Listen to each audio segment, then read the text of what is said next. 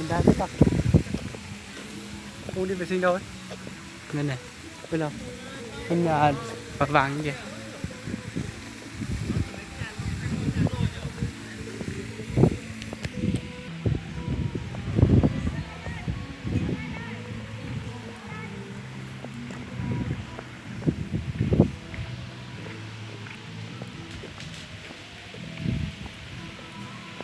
Sàn đôi hay bí danh à?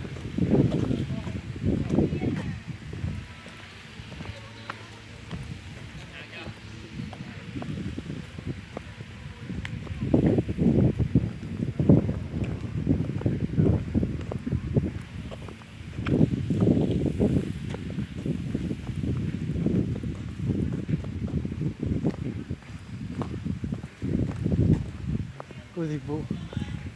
Chả biết dịch vụ gì đây.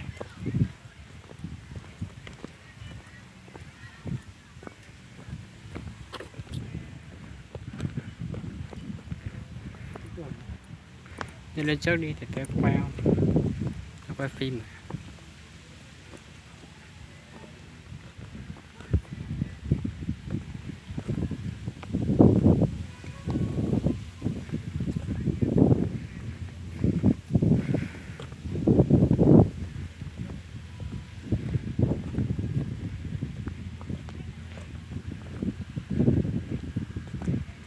Có nhà sàn kia kìa.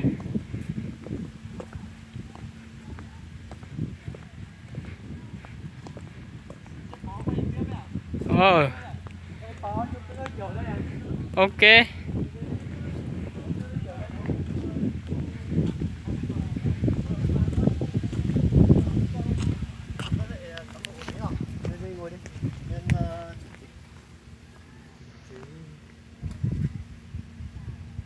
Thôi. Gọn đi. Kịp tạo dáng này. Tôi vừa qua trực tiếp vừa chụp mà. Tí. Xem tháp à. Wow. Công trình Nghệ thuật cả đấy. mẹ xếp bao nhiêu cầu kỳ phết nhỉ. Hay là lên trên kia đi, chụp ảnh ở lên trên kia đi.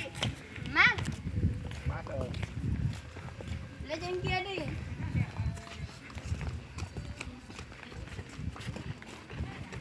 Lại yên cô đội mũ lên đầu nắng lên yên.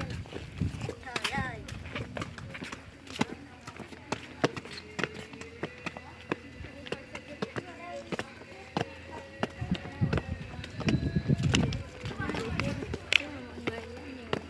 Đấy, hết lần này là thế này thì chỉ có đến thế này đúng không?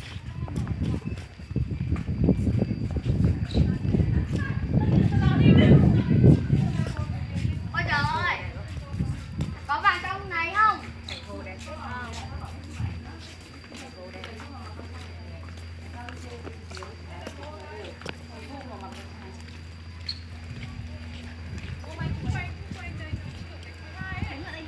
Hai, ba.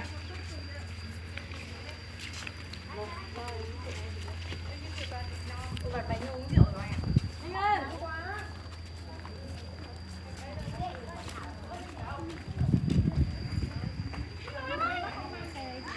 Anh em ơi, đấy nào. Ngồi xuống à, bây giờ quay đẹp á. Mày ơi, zoom mặt của tao ấy nhá. Ấn cái sáng tô sáng vào tao ấy. Mày làm kiểu gì ấy? Đây. Mày phải đứng ở đây. Trang ơi, đứng ở đây, Đi đứng ngồi xuống. Trang ơi, Trang đứng ở đây. Đi đây, mày ngồi đây này. Anh được cái sống của xóa. Mày ơi, tao nè.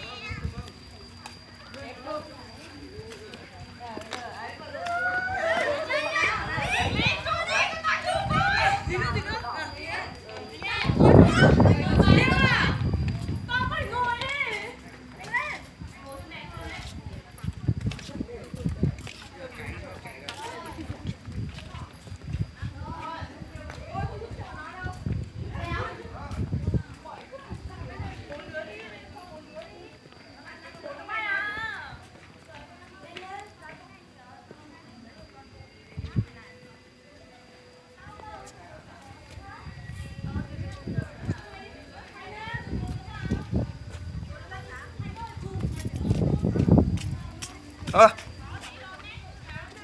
rồi. Lửa. Để chúng tôi mình dừng lên đây.